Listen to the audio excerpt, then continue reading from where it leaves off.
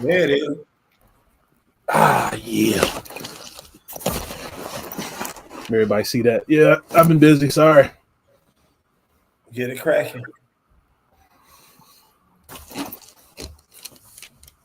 Absolutely not.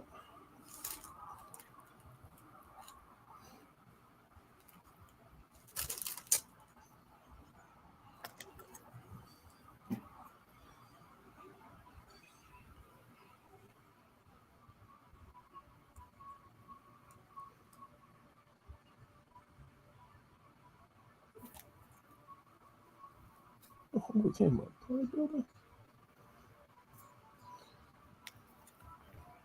Yeah, y'all missed 2 months of me. I got a lot to say. I'm glad. That's why we got so much of it about basketball. I think last time I was here, we was in Eastern Conference and Western Conference Finals. I think so. Out. It's been a minute. I'd be interested to hear some of your takes about I got my own point of view about some stuff. I want to hear what your takes are. Okay. About some of these things. This is gonna be interesting.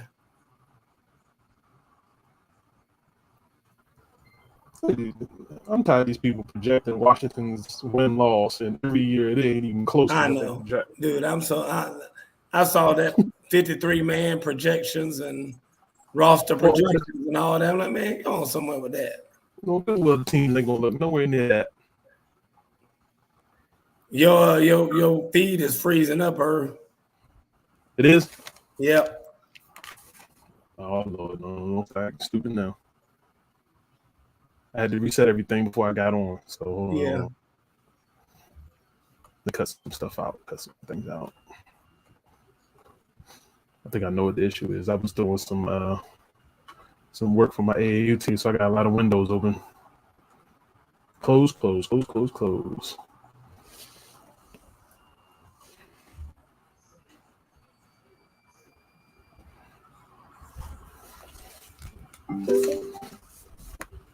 All right, 2 more minutes.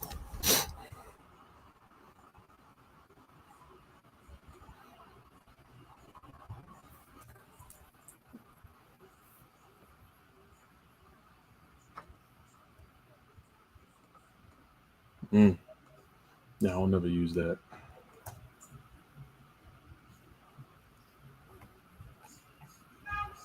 All right, yeah, that's exactly what it was. I should be all right now. I had too many things.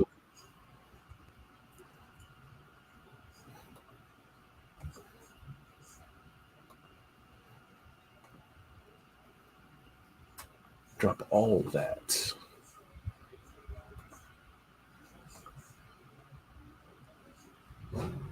Yo, what's happening? Who's that? Matthew Collette. Yep.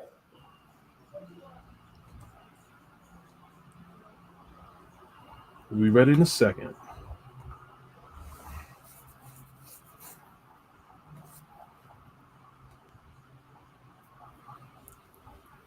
My computer just decided it wanted to open up 15 programs that I never use.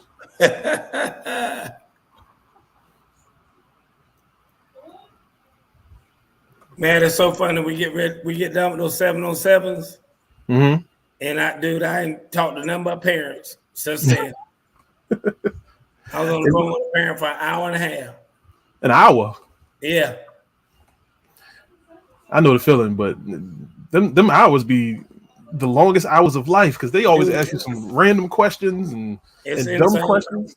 I'm gonna have a show one day about that. Or me and you gonna be on here talking about youth sports and the stuff that we go through with these youth sports. I mean, I'm telling you right now, the worst part about youth sports is parents. Yes. Ain't no doubt about it. I mean, I got parents who got kids that are sophomores talking to me about the NFL. Let them get through high school first. I mean, god dang. Let them get through varsity football. I mean, you gotta be kidding me. You get the interest before your junior year. Then junior year is when you got the show what you can do. So the senior year you can coast. Dude, it's crazy. I mean, they done jumped all that, leapfrogged all that. Listen, be happy that you're even Who considered else is out varsity. there? Oh, man, I can't see who else is out there. Can you see who's out there? I know Matthew's the only one talking. I know. Who else is out there? Miss Hood, you out there? Peavy. I gotta know who's in the building. I gotta know who the peeps are. Because we're about to get rolling in a minute. So I can sound off. Get rolling in a minute. We got these people coming in incognito out there. I gotta know who they are. Yeah, we should be good unless you're ready right now. I'm ready when you are. Let it roll. All right, let's get it. Play the clock. Oh, you already know what it is, man. Ooh and Jay, they coming through. Straight no chaser. Straight from the hip. Straight from the hip, don't need no script, just need a microphone. My man Coach Boo gon' take you to the entertainment zone. They got the stats, the this and that to keep this show on point. And when we done, we have some fun and rock this funky joint. So if you will, sit back and chill, give us a chance to show ya. If one of y'all would like to call, we'll talk just like we know ya. We take control, then start the roll, and then there ain't no stopping. It's time to dip straight from the hip. Hey y'all, let's get it poppin'.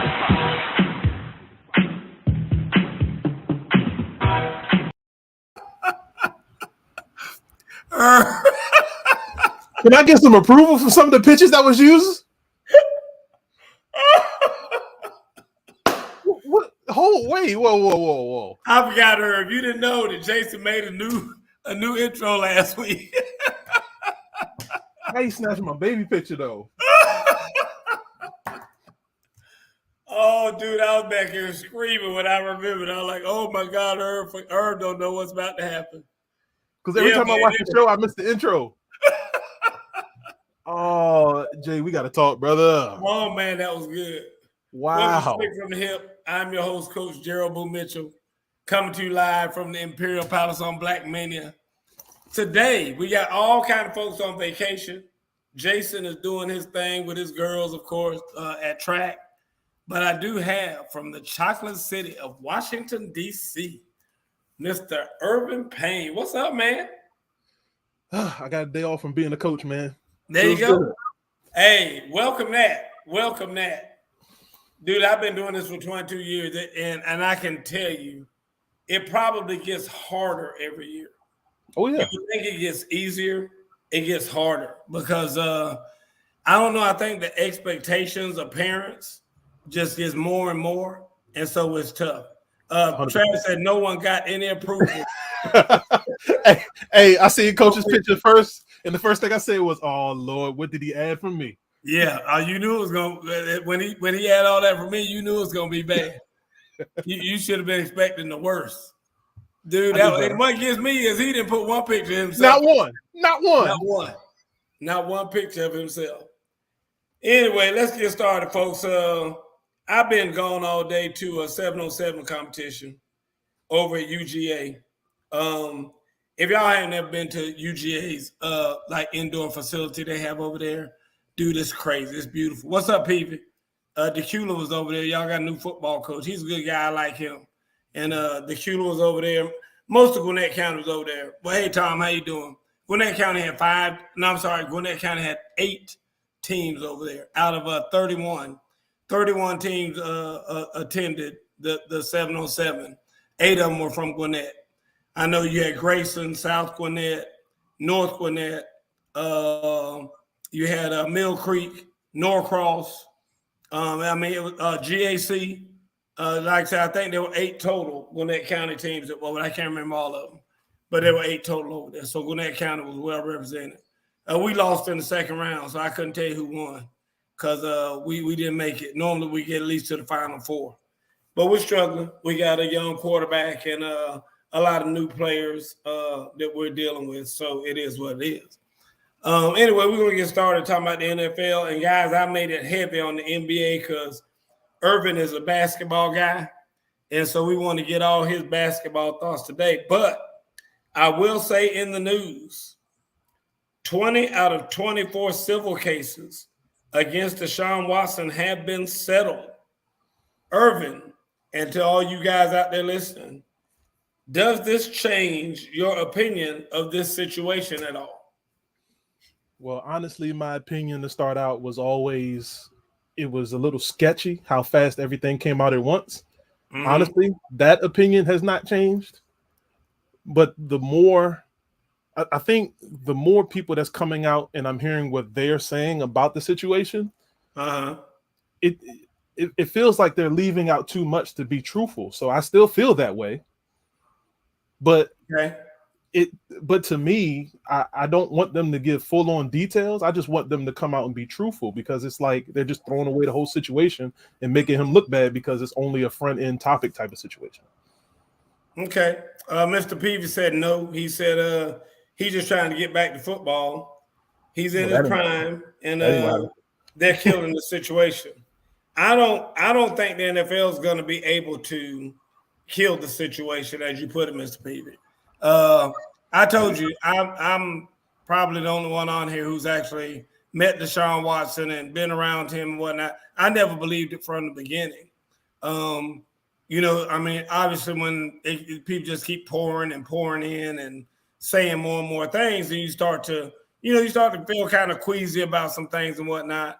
But to hear that he's already settled as many as he's settled, yeah, that just brings a whole lot of suspicion to me, because I know that if it were my daughter, or I know that if it were me personally or something like that, and I had been wronged in such a way, there ain't a price tag on that to me. I mean, at the end of the day, I'm expecting a whole lot more than just that. I mean, I want a public apology. I want an acknowledgement, because I need for people to know that I'm not, because to me, when you settle like that or whatever, I mean, that's suspicious to a lot of people. They're like, well, shame on you, just did that trying to get that money. So I wouldn't want that end of it. I mean, at the end of the day.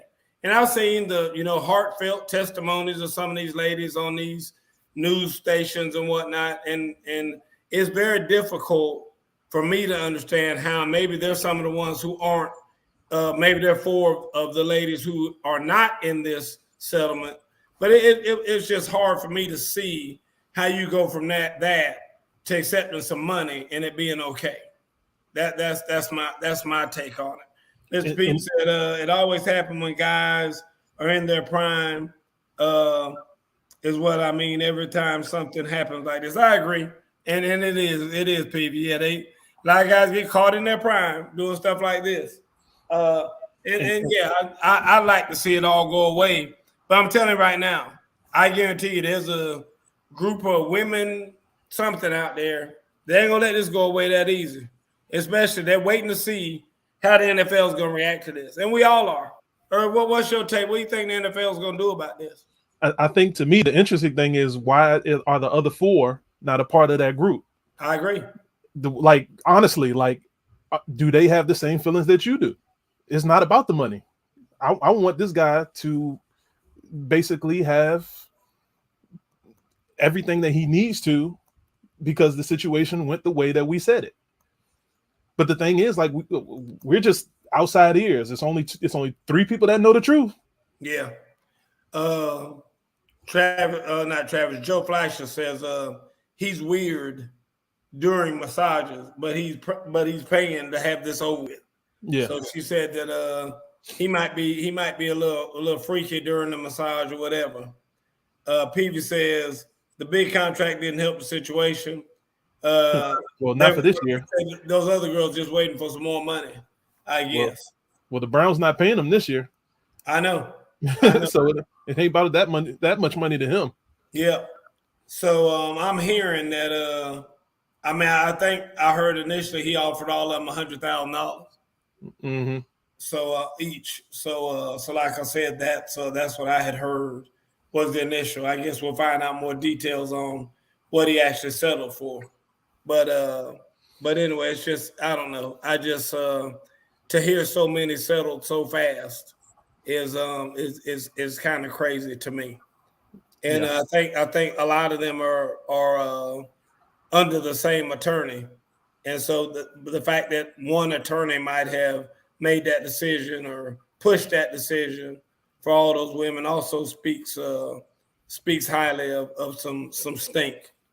So I don't know. I don't like the whole thing, and I wish it would because go away. because if he did it, you would want somebody off the street like that. Dude, I agree. I mean, I agree totally. I mean, and you know, poo-poo on the NFL. I mean, they've handled this whole thing just horrifically. And whenever they decide to come out and make that declaration of what they're going to do and all that old caca, then it's going to be even worse, I believe. 100%. So there'll probably be some people boycotting games and all kind of other foolishness because it was handled so poorly. That was going to happen anyway. Yeah, I agree. Anyway, in the meantime, somewhere along between the last show and this, the Warriors wound up winning the whole thing again. Irv, you're a basketball guy. Mm-hmm. What is the significance of this win? And with Steph winning the MVP Finals award? So, for him winning the Finals award, that takes away a lot of pressure off of him because everybody just kept throwing it in his face that he's been winning, but he wasn't the reason why they won. Or he's been winning, so he got the rings, but is he good enough to get a Finals MVP? Which was one of the dumbest questions ever. For me, and I think differently, especially from team sports wise, you need a team to win a championship. It's a bigger push to say my teammates got this ring. We worked our butts off and got to this point.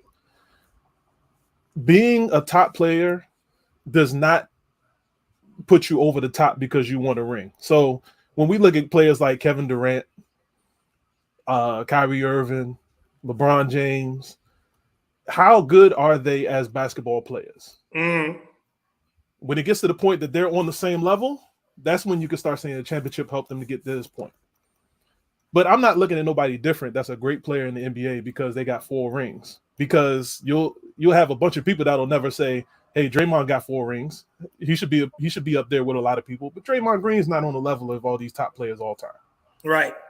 So that's why I say some rings are pushed up for some players, but some rings are devalued because a lot of players will get these rings just being a part of the train of great players that took them to that land. Right.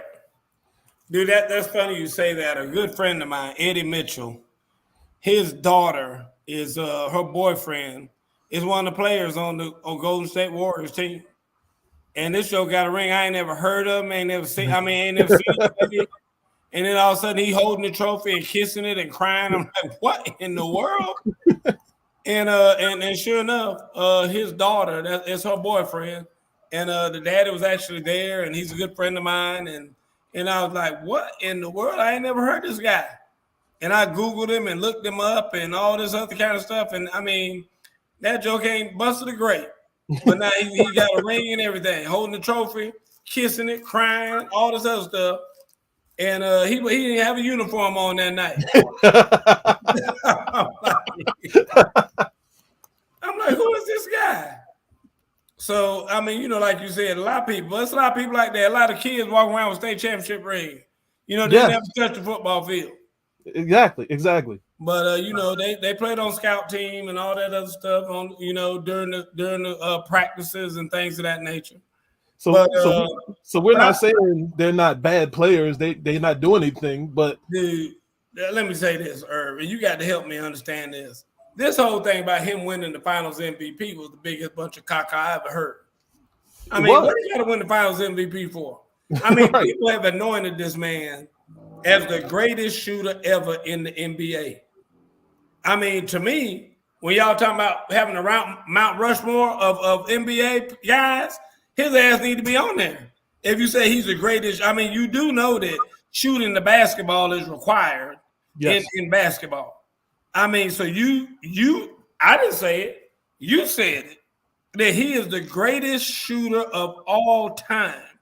Then why the hell does he need to win a Finals MVP to solidify his legacy? I mean, that was the biggest bunch of bull crap I ever heard in my life. And I don't know why people coming out with that. I was appalled hearing people talking about, oh, well, yes, Seth has to win the finals MVP. It's the one thing that has eluded him. I'm like, what?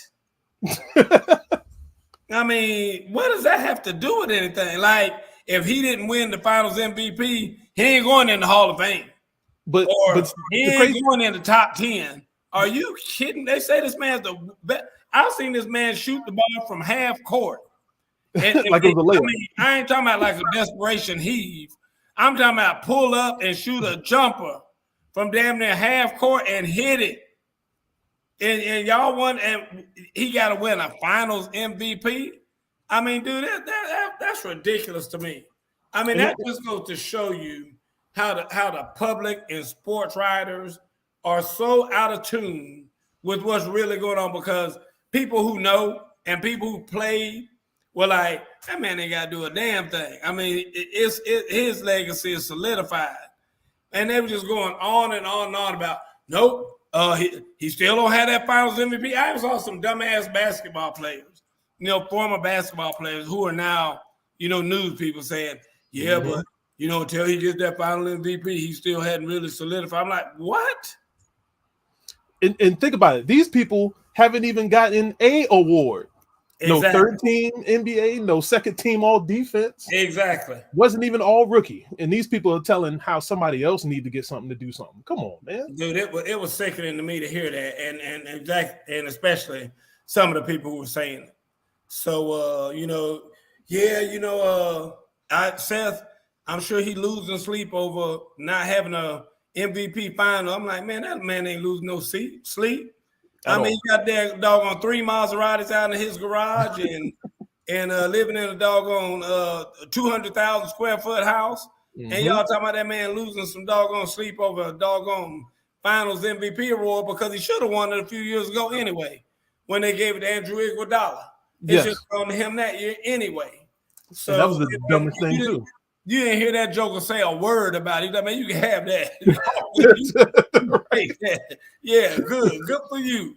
Nobody cares about no doggone award like that. So now we talked about the winners. Let's talk about the losers for a second. All right. Irv, what happened to your Celtics? It's not what happened to the Celtics. It's what happened to Jason Tatum. Man, because for me, I believe everybody else showed up. Horford played good ball except for one game. Marcus Smart played good ball except for one game. But if you got a guy like Jason Tatum, he can't have one good game like he did in the finals. Dude, like, I was, and I'm not a Boston fan, but I was amazed at the difference that Tatum played that night versus he acted like he was shell-shocked. Like he was just like the moment was just way too big for him. Humongous. And it was clear to see that that's what it was. I mean, that was just too big of a moment for him. And that joke was just caught out there like, I just glazed over. I mean, I was like, what in the world is he doing out there? It was insane. And I don't know if they got a Magic City around there or something. He was maybe, I don't know what they got in Boston or whatever. Or if that they maybe some of Golden State players had called some of the girls in Atlanta and paid them to make the trip up there. So I don't know what happened. But to him the night before, because, dude, he was out of it. He was not even close to what we had seen. And he was at home, no. I mean, it would have been different. I mean, I'll give you that if you're in, San Francisco, Golden State, whatever the case may be. But to be at home in Boston and to have that bad of a performance, dude, I mean, that's why I hate when y'all always trying to anoint somebody as the doggone, oh, yeah, Jason Tatum, the new superstar. Jason Tatum, he need to have his own shoe. Nike need to make his own. Man, y'all let these jokers breathe a little bit. Yes. Let them grow up a little bit. Let them show that they can consistently play this way before you go trying to anoint them. Oh, yeah, the new superstar now is Jason Tatum. Blah, blah, blah, blah, blah. I heard all that stuff. And I'm just saying we got to stop that. That's why I keep telling y'all need to stop that stuff. Yeah, it's nuts, man. But like I was saying, Jason Tatum was on a high going in. The last two games against Miami, he didn't do well, and it kind of scared me a little bit going into the finals. But yeah, Golden State took advantage of making everybody else do work and forcing Jason Tatum to at least score 30 to 40 every game for them to beat him. And it didn't happen. I agree. Do the Celtics get back to that point next year? Are they going to be the team to beat in the East? Well, I know we got a lot of possible trades. We're going to talk about that here in a few minutes. Yeah, they're probably going to make one move only because every team got to do something. They always got to talk about something. But yeah, the X factor to me was Williams, and he wasn't 100% healthy, and he still played good basketball, the big man for Boston. Yeah, he did well. I think if he can go a full year healthy, it'll be a different Boston team, and they'll get a chance to get back there. But it depends on how strong Miami gets over the summer, what they want to do with their rotation. Brooklyn, they're getting some guys healthy. They missed like 3 shooters who were out for the season. I mean, we just don't know. We got to see what's going on after the draft on Thursday, and we'll take the next steps after that. Will Al Horford come back? That's a tough question. Is he He's done? not is done. he done? Is he done in Boston, or is he done? Period. I think if he comes back, he'll come back in Boston. I don't think he's done because he didn't play a lot on them bad knees that he got. I think he just went in full motion during the playoffs, but he really didn't play that much during the season. They kind of conserved him through the regular season, and I think they'll probably do the same thing next year. But he'll be back. I think he'll be back in Boston if he decides to come back. Tell me about this comment we just got from Travis. I'm gonna see if you agree. Travis said the finals were so bad, I was just waiting for the series to be over and the end of the season. I'll be honest with you. I enjoy every bit of the playoffs as a whole. I did too. I'll be honest with you. This playoff series brought me back. Me back to basketball. I mean, I'm actually caring about pro basketball again. But I disagree with you, Travis. I thought that the finals were good. I mean, Golden State won. I mean, they won in 6, like somebody on this show predicted. But I mean, like I said, at the end of the day, I mean, I don't think it was bad. Why you say it was bad? Why were they so bad, Travis? He probably wanted Boston to win. I know he probably wanted Boston to win, but I mean, they didn't win. I mean, but and you know, it was still took 6 games. I mean, it ain't like somebody got swept. Right. If somebody gets swept, you say, man, the finals were terrible.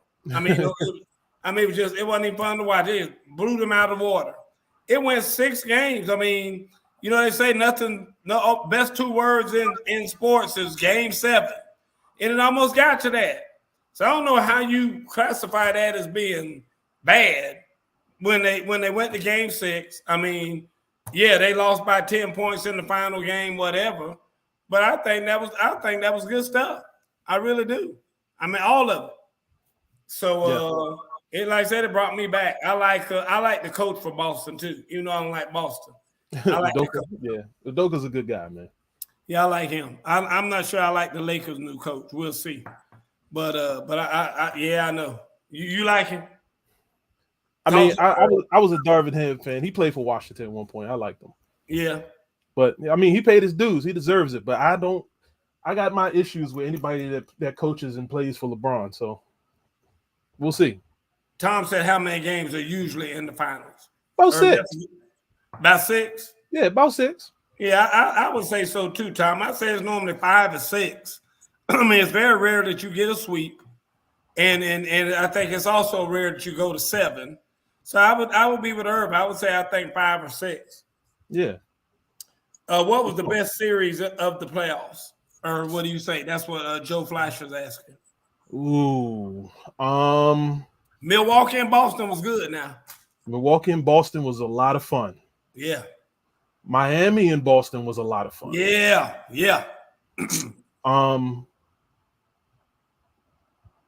The Grizzlies, who they play? The Grizzlies and the Timberwolves was probably the most fun I had watching a playoff series, and that was the first round.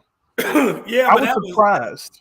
I was just surprised at how the Timberwolves came out and was like, listen, we young and they think we gonna do some damage. and they came out and punched Memphis in the mouth, and then Memphis had to come back and fight back. I had a lot of fun with that one. I'm a Memphis fan. I'm telling you that right now. I can't name 5 people on the team. I know John Morant, but I'm gonna tell you right now, Lord have mercy, they're fun to watch. Yes, I'm with you on everyone that you just said. I really got into the Boston Milwaukee series. I thought that was very fun to watch. I mean, I thought it was extremely competitive, and but you every time you watch the Grizzlies play, John Morant gonna give you something. He gonna give you something in the top 10 on ESPN every night. And you just gotta wait for the moment. And if he didn't get hurt, we don't know how that series would have turned out. I'm with you on that too. I agree. Because remember, they beat the Warriors by like 40 in one game. I know. And that's what I'm saying. And there's already been some trash talking going back between Milwaukee and Golden State. Now the Golden State's talking a little trash because they can do that because they won it all. Mm-hmm. And John Morant and them sitting back saying, "Okay, we'll see. So I think that good questions from all you guys. I appreciate all those questions. Does Golden State have what it takes to win it again? Everyone healthy, they can go untouched. Really? Now you gotta remember. I think that Klay Thompson ain't Klay Thompson. I don't think he's Klay. But you gotta remember, Klay Thompson coming back from a ACL and a torn Achilles. I agree. And that's usually a full year to recover. And he came back and was shooting, but he wasn't the same player altogether. Next year could be different around January. I hope so for him. I hope so for Golden State. I'm not that big of a Golden State fan. I just picked them because I hated Boston. But if it had been Miami, I'd have picked Miami. I'm a Jimmy Buckets guy. I like Jimmy Buckets. But let me tell you something else. This is what bothered me. Jason Tatum lost the game, one of the worst performances of a superstar ever. Mm-hmm. And he goes to the press conference that night and says, "Hey, I'm proud of our team. We gave our all. We did the best we could." Dude, it was the worst press conference any superstar I've ever seen have. Instead of going out there and being like Jimmy Buckets was like, "Hey, I blew it. I got to make those shots. I'm taking full responsibility for this. You can't miss that. I pulled up, shot that. My teammates had the confidence in me and everything else. That is my job to take that shot, and I took it, and I didn't make it. That's where you own some stuff. That's where you just own up right there and just call it like it is." Yes. And Jason Tatum didn't do that. While y'all talking about he's some superstar and all this other stuff, he didn't own a damn thing. He's just trying to get out of the press conference like, "Hey, y'all don't hate on us. We are the second place team. We did a lot to get here, and we need to celebrate that, and blah blah blah." Dude, own that, and just come out and say, "Hey, I played terrible. It was a terrible game." More people have more respect for you if you do that than what he did. So I wasn't feeling that at all. I ain't gonna lie to you. 100%. I ain't gonna lie. But you said Golden State has what it takes to go again. Because you got to think about it. A lot of guys are coming back. No contracts of major worries. Hopefully Wiseman comes back healthy. We don't know. Do they need another piece, though, like you said? What would make them even better? Would it be a big man? Would it be a point guard? What would make them even better? Well, you're getting your big man back, so that's one piece that's added. Other than that, man, I'll be honest, Golden State don't need another piece of nothing. Wow. Cause I don't know. I just felt like I did. I felt like Klay wasn't Klay. And then I felt like some of those other pieces are sometimes a little suspect. I'm talking about the smaller pieces, Yeah. Don't get me wrong, the guys that have gotten better over the time that they've had them and whatnot. But, they're just too inconsistent. And I think Klay is too inconsistent right now. And I just wonder, can Klay overcome that and be that piece that he used to be where he's having a 40-point night. Did he have a 40-point night this season? No, he had a couple 30s. Okay, that's what I'm saying. Yeah. But I mean, I'm talking about just go off one night. Cause the old Clay used to go off every now and then, like Sfth. They take turns going off and have a 40-point night. I don't know that he's got that in him anymore. You think he does? Okay. Because it's so easy for him. He doesn't really have to do much. I'm with you, and I understand what you're saying. What about his defense? Because that's another thing that kind of I feel like fell down a little bit this year because he's always been a great defender. Yeah, his defense is not going to be the same anymore. Okay. Until he gets faith in that knee and that foot. Okay. I won't put it there. Okay. All right. I appreciate it. All right, let's move on. A lot of talk has been going on now. And to me, this would be a blockbuster trade. Oh, let me hear it. Kyrie for Russ. Kyrie for Westbrook. You reunite Kyrie with LeBron. Reunite KD with Westbrook. What say you, Irv? I think this is a load of bull. For one, KD and LeBron does not like those guys. I said the same thing. Jason said I was wrong. And Jason said, wait a minute, let me tell you. Jason said that Kyrie had apologized to LeBron for the way that, he acted back when they were together in Cleveland. He would tell me about some things going on behind the scenes that I didn't know about.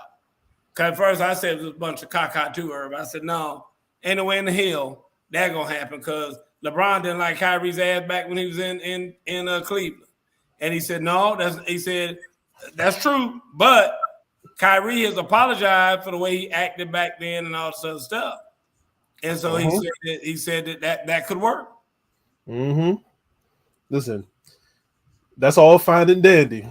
Mm-hmm. But when you step on that court, and I'll use Westbrook as an example, I've been telling everybody Westbrook and LeBron on the same team is not a good fit. Yeah. Westbrook doesn't do what LeBron likes, and LeBron doesn't do what Westbrook like. So you basically going to have a scrum.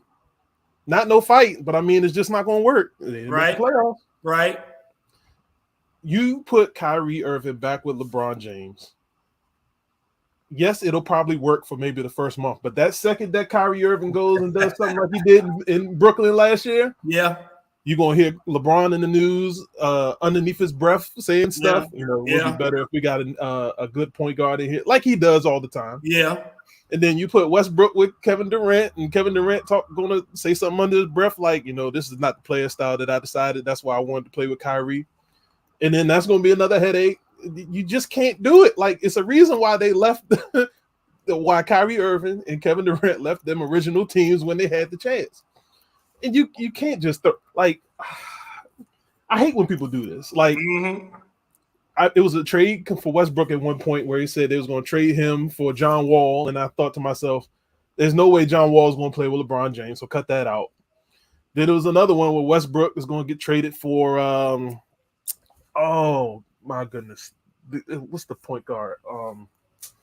Some other point guard. And the first thing I said was, well, that ain't going to add up because LeBron got to have the ball in his hands, and that point guard is a guy that has to have the ball in his hands. It'll come to me in a second. But Brunson from Dallas, and they can't afford him either. But the crazy thing is, we have to stop doing these dream trade fantasies to make these superstar teams better just because we want them to win. Like, that's not helping the league out. The league is better when we have playoffs like we had this year. Superstars are dragged out through all the teams that's in there. We enjoy looking at a game because they got one or two players that's over exciting that we love to watch, like the Ja Morants, the Joel Embiids, the Jason Tatums and Jaylen Browns, the Steph Currys. We like seeing that. So when you do stuff like that and put everybody on one team just because they're big names, you're not helping the league out. You're just helping guys like LeBron and KD out by making it easier for them. So we just need to stop. And this is why I hate watching the media. I tell everybody, stop watching the media to get your news because it's all crap. Well, like I said, it's been, I saw several outlets talking about it, about how, Kyrie's struggling in Brooklyn. Because I think Brooklyn wants to change his contract, and Kyrie don't want his contract changed. We Obviously, have to suck it up. I mean, anytime you can not go to work and still get paid, you want to kind of keep things that way. And Kyrie did a lot of that last year, and I don't blame them for trying to change it. I mean, Me either. They need to change it, but like I said, so they said that things are looking bleak as far as him returning to Brooklyn because they're not going to let him come back without an alteration to his contract. What Travis said. Irv, who do you like in the NBA draft Thursday? Who would you take? I like Pablo from Duke. I do not like Chet Holmgren. I've said that since before he went to Gonzaga. Georgia got a couple guys. They'll probably go second round and make noise. It's tough, man. It's tough. But I'll tell you one thing. There's certain teams like there's a point guard. His name slips me, but if Washington doesn't draft him early, Washington is going to be that ugly for another 2-3 years. I think there'll be about 5 or 6 trades early that people are not going to expect. Jaden Ivey actually pretty solid. I think he'll get overdrafted. Where is Jaden Ivey from? He went to Purdue. Okay. And for a lot of guys that, like me, who watched women's basketball, his mom played in the WNBA. So they talked about him a lot throughout the season. Travis don't say anything about anybody unless they're from Purdue or South Carolina. So there you go. Danny went to Purdue. That's why I said, where is he from? Just to see if Travis was staying on course. And he is. So the thing with Jaden Ivey is he could have an impact starting out like Donovan Mitchell did, somebody who really didn't get a lot of spotlight during the season in college basketball, but could become that all-star, that mid-level all-star type of guy when he gets in his second and third year in the league. I think that's his cap right there, which is not bad because you got guys who get to that cap and then get better after that. He's one of those players, but I think he's going to go to a team that's not going to help him out. And that's what I don't want. If he goes to New York, it's a wrap. We're not going to hear about him for the rest of his career. Right. But if he goes somewhere like Atlanta, the Clippers, Houston, which is on the rise, Sacramento, which got a good coach that they got coming in, he could be something special. And then I see Matthew Collette, because his number one pick is probably going to be Chet Holmgren. I don't like that. Why? Why don't you like him? He's a 7 foot. He's basically Adam Morrison in Kevin Durant's body. If anybody remember Adam Morrison, he's one of those guys that came in the league, extreme height, was going to do all this stuff. He's the new white guy with the nice hairstyle and faded out. I think that's Chet Holmgren. And then the first red flag is he didn't go get his health check like every other player. Why? What are you hiding? Yeah. So they let him get away with that? They let him get away with it. But he obviously, you got a 7'1" guy playing point guard. Obviously, he's going to be the number one consensus pick. Yeah. But he's literally, in my eyes, watching him in high school, watching him at Gonzaga last year, Adam Morrison of this draft in a Kevin Durant body.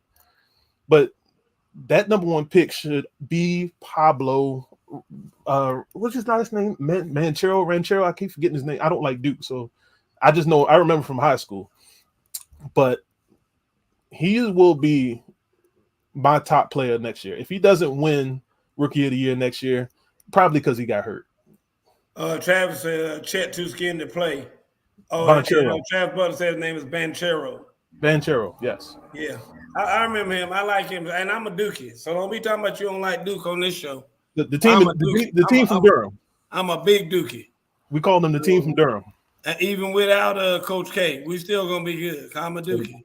Good luck with that. I don't know how long I'm gonna stay at Dookie though with Coach K. Go. I was kind of a Dookie because of Coach K. Yeah, you can't pay the refs no more. They ain't making enough money now. Oh, here we go. How many people watch the NBA draft? It's one thing watch the NFL draft. How many people actually watch the NBA draft, y'all? I know Irv will watch. He's a basketball guy. Any of y'all watch Joe, Travis, Matt, Tom? Any of y'all watch the NBA draft? Because I mean, I might watch it see who the first pick is, and then after that, I'm going to bed. You got to watch the first three. First three is probably the best picks you're going to see. No, I ain't gonna watch the first three. I don't have the patience for that. Well, it don't take as long as the NFL draft. How much time do they give in between the picks? 5 minutes. Oh yeah, I ain't got time for that. But it's like 30 minutes in the NFL draft. Yeah. Y'all be in there cooking brisket in 30 minutes and come back and they finally did the number 2 pick. Yeah, Travis lied and said he watched it. And then Matt said he does not.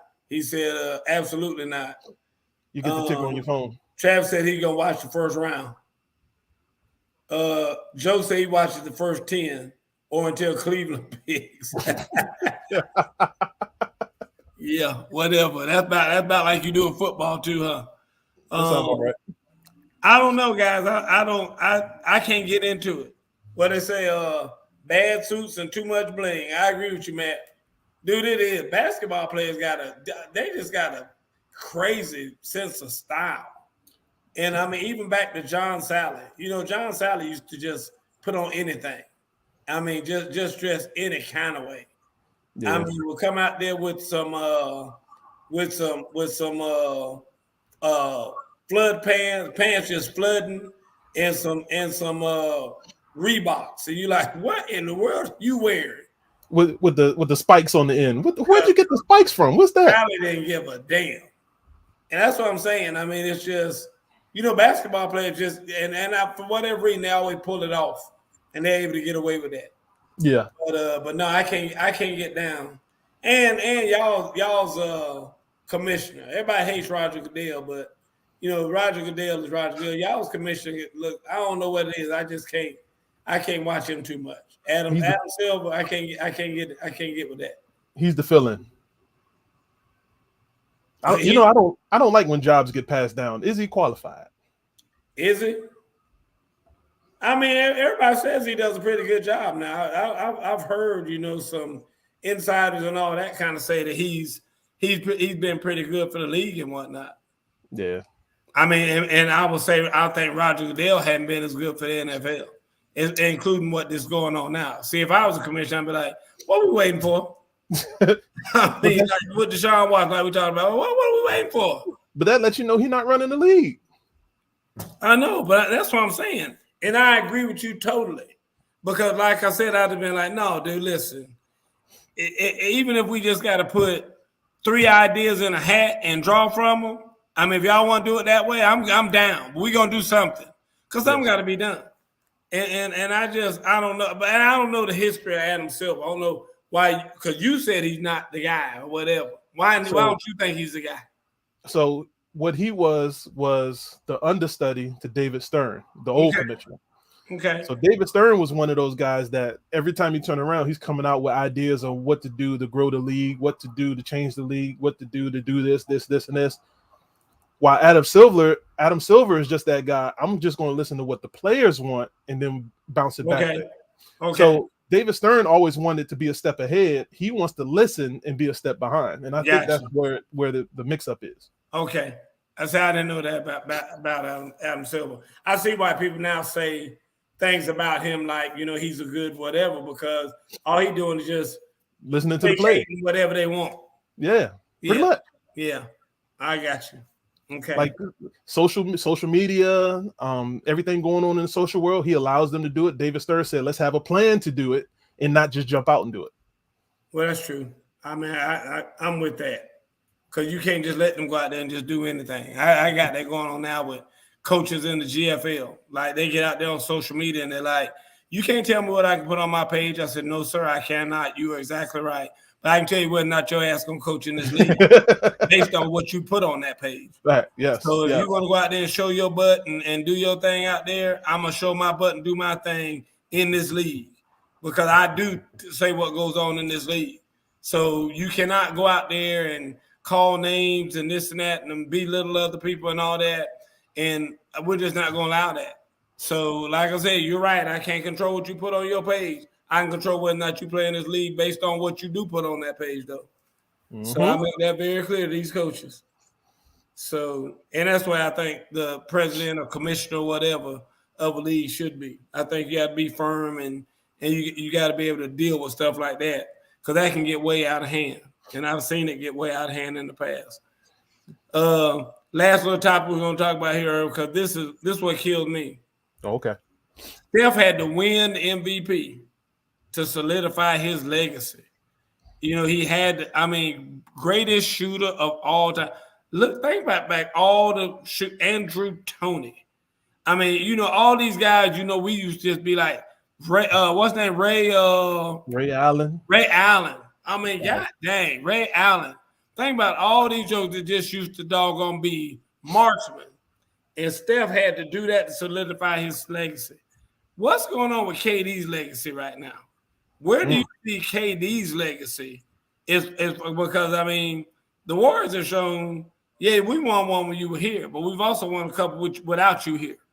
So, I mean, where is KD's legacy? Does KD need to win anything? Does he need to win an MVP, a finals MVP? Does he need to get another ring without Steph?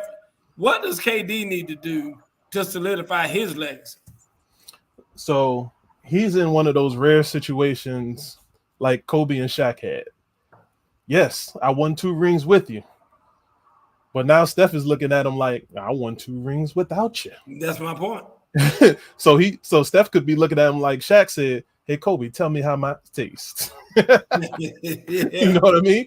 But Kevin Durant's not going to do that. You know what he's looking for? Somebody talking to him online so he can use that backup account to say what's on his mind. Right. He's worried about the wrong things right now. And him putting out a post today, going at Charles Barkley for what Barkley said, is just basically letting me know that I'm right now. Like as a guy that knows him from Seat Pleasant, Maryland, up the street. Yeah. Him, Mike Beasley, all those guys from Seat Pleasant. They worry about the wrong things at the wrong time. Wow. All he cares about is the fact that I know I'm better. I know I'm the best in the league. It is nothing you can do against me. Well, now it's time for you to make sure you got your team looking that way, because you didn't go out on the best of terms these last 2 years. I mean, Boston shut him down. Boston made him look bad. Yeah. You know what Boston made him look like? You know, you got that one guy on your football team that can do everything.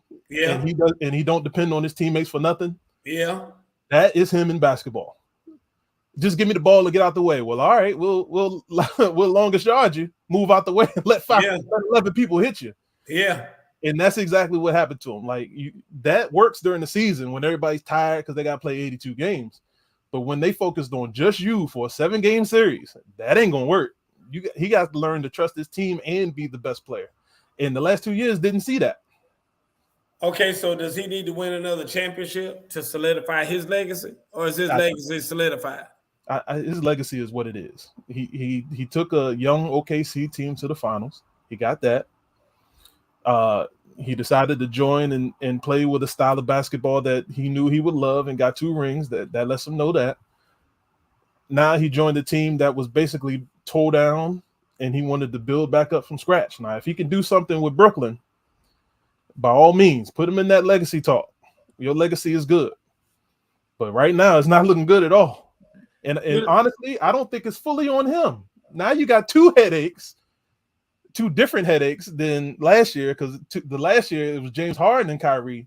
Now this year you got Kyrie and another guy who doesn't really want to play basketball right now. Yeah, exactly. Who is this generation's Andrew Bynum, shall I say? Yeah. Who was good at one point. Now all of a sudden he just got a lot of things that he just want to sit on the bench and collect the check. Dude, he just, you know, I remember it's a guy you say all the time on TV about how he want to choke shit out of somebody. Mm-hmm. That's what I feel about Ben Simmons every time I see him. He's that guy where you just said, ooh, I just want to get my hand around your throat for a minute and just shake the shit out just for a minute. Because he just acts like he don't want to play. He doesn't. And I mean, just inventing reasons every day why he can't play. And I got a migraine, so my back hurt. What?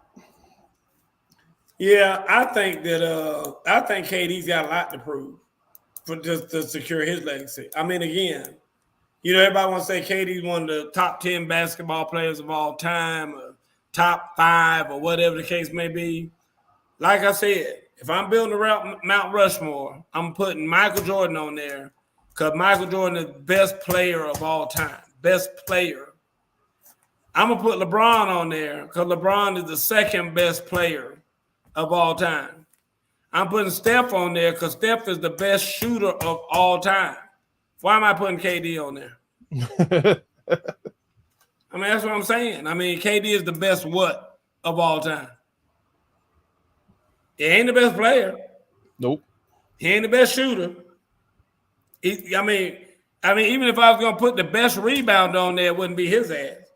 I mean, that's what I'm saying. I mean, somebody tell me why KD belongs on whatever. I mean, give me some stats, give me some something as to why KD has a legacy that can't be tarnished here going forward. Like if he loses, if he never makes it to the playoffs again on a team that he's on, he's still his legacy is unblemished. It can't be looked at any other way as him being one of the greatest ever.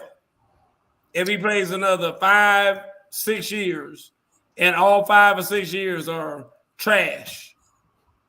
I mean, I don't see how people were so quick to talk about Steph Curry's legacy. Mm-hmm. But nobody says anything about KD's legacy. And I feel like Steph Curry's legacy is up here compared to KD. I mean, it's not me. It's not me. I hear grown-ass men who've been in the league and in the Hall of Fame saying Steph Curry is the best shooter of all time. That right there, it just to me elevates him to a whole nother level. I mean, KD has how many championships total does KD have? Just those 2? He got 2. That's it. I mean, tell me why KD doesn't have to win 2 more championships to solidify his legacy. I mean, let alone 1. I mean, you know what? Jordan had 6. Mm-hmm. Russell had 9, I think, or 11 or something like that. 11. I mean, why does KD not have to win a couple more, 3 more to solidify his legacy? I don't get that. I mean, are we that much in love with KD just because why? I mean, why is it that everybody loves KD so much that he gets off? I don't get it. It's hard to explain, but so many people are so enamored with did this one person get a championship? Like, you're only supposed to really think about that in one man sports like tennis, like golf. But it's harder in team sports because you're relying on, with basketball in this case, 14 other guys. So yes, I agree. You know, a championship makes you better. But if you got 3 other guys on your team that can't put the basketball across half court, I mean, what can you do? Score 40, 50 points a game, and you got a bunch of guys on your team that can't score 8. Matt says KD is arguably one of the best scorers. And my only thing about that, Matt, I'll say to you is I'll never forget when I was growing up, and Irv will probably remember this more than anybody else on here. There was a guy who was considered to be one of the best scorers. You know what his name was? Adrian Dantley. Mm-hmm. Remember that name? Yes, indeed. Remember that name, Irv? Adrian Dantley was a bomb. Hey, he's from here. Great scorer and all that. And I mean, I ain't never heard anybody say Adrian Dantley's name in the last 20 years. I mean, you know, but again, at the time, he was considered one of the greatest scorers ever. And then, like I said, is he in the Hall of Fame? Did he make the Hall of Fame?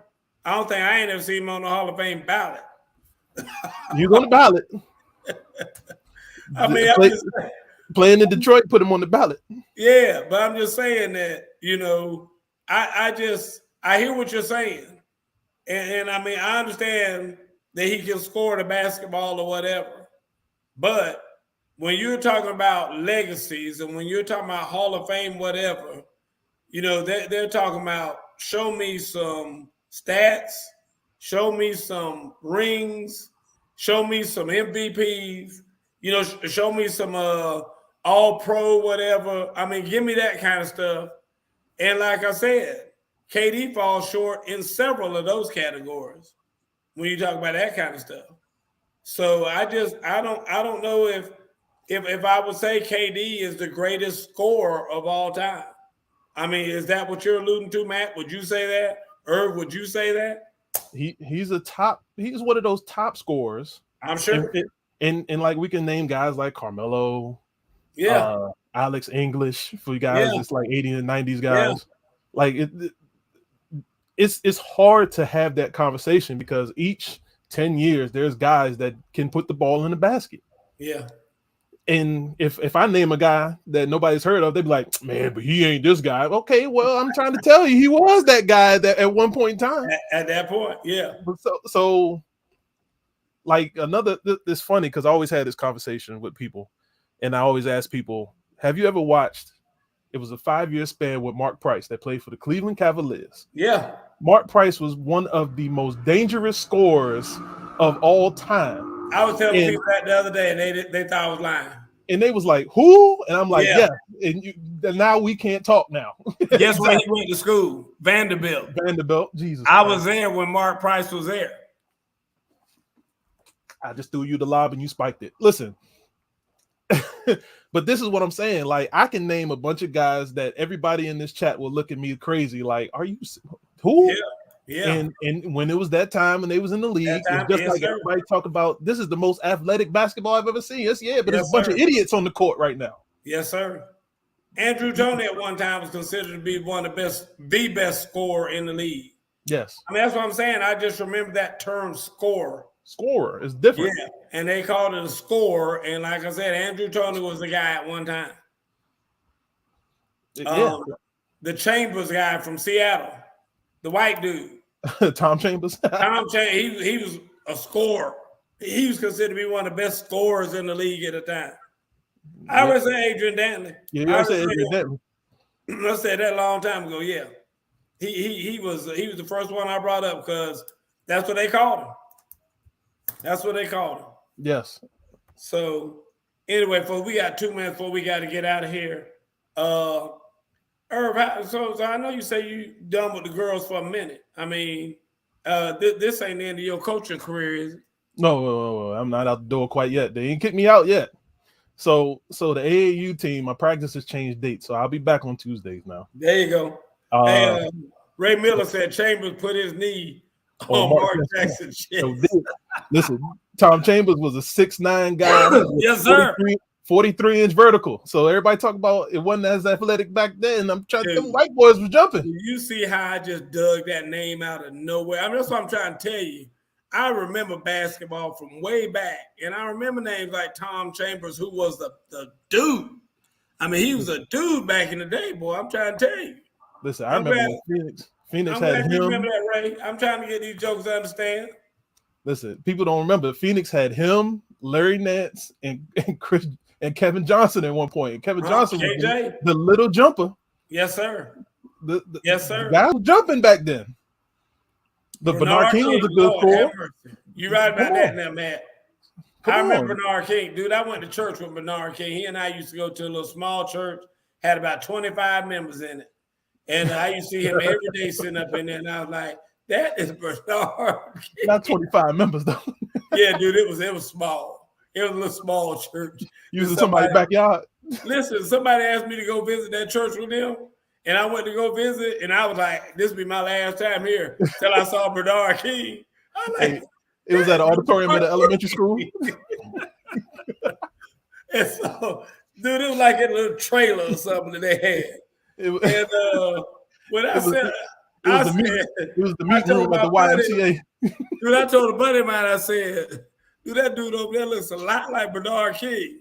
He said, you know why? That is Bernard King. I mean, still had the box cut and everything.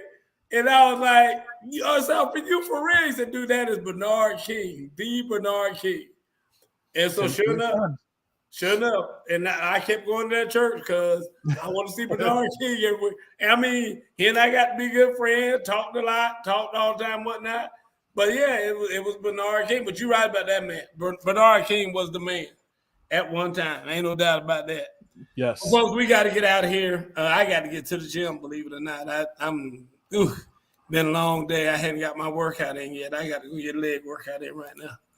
So I just had 4 hours with these girls, so I'm taking me a break. We got a game tomorrow. I ain't mad at you. I ain't mad at you. You know what they say about heavy is the head that wears this crown. So I got to go ahead and get this workout in. But anyway, folks, we'll look for y'all again next week. Welcome back, Irv. Hopefully we'll have Miss Carrie and Travis on here next week as well. Thank you all for being out there, Matt, Ray, Joe.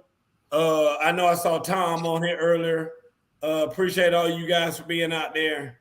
I'm trying to scroll back and see if I missed anybody. Oh, Peavy. I know Peavy was out here. Appreciate you, Peavy. And I know some more of you out there that I haven't seen because you didn't do anything in the chat. But we appreciate everybody for being on here. Folks, good night. And y'all say a little prayer for Miss Francis, her sister. My mom's sister passed away today.